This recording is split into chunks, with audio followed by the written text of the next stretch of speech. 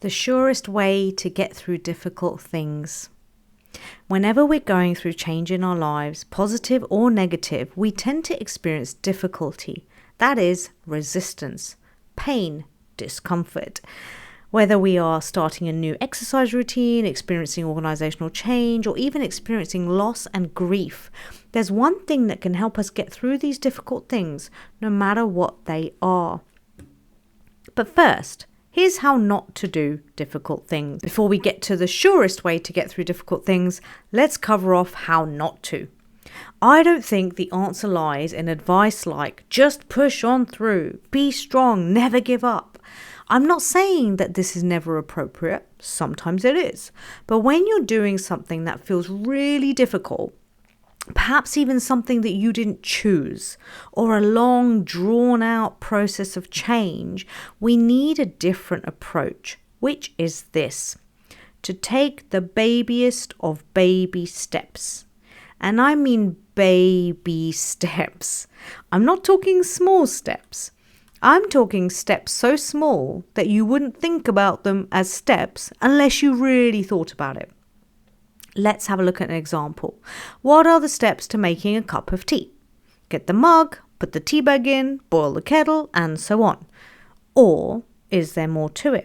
Let's break it down further.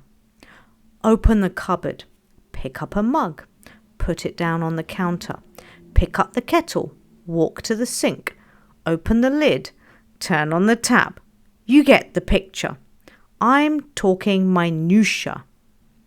When you have to do something that fills you with resistance, when you find it so overwhelming and too difficult, the surest way to get through is by breaking it down to the babiest of steps.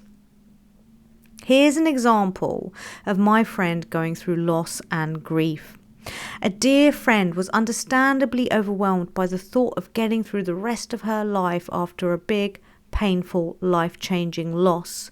Even getting through the day seemed impossible, let alone the rest of her life. It was a heavy weight. It was too difficult. I offered, just get through the next minute.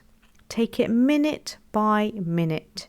She hadn't looked at it this way. Her mind was full of the big task, the big picture, which made it seem impossible and so overwhelming. She had to get through life.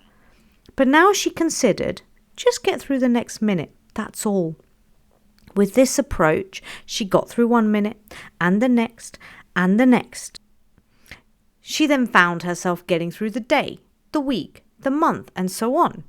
It's not that she wasn't experiencing the pain and loss, but she wasn't putting so much pressure on herself to traverse a mountain of it, just a tiny part of it, 1 minute at a time, which was much more manageable.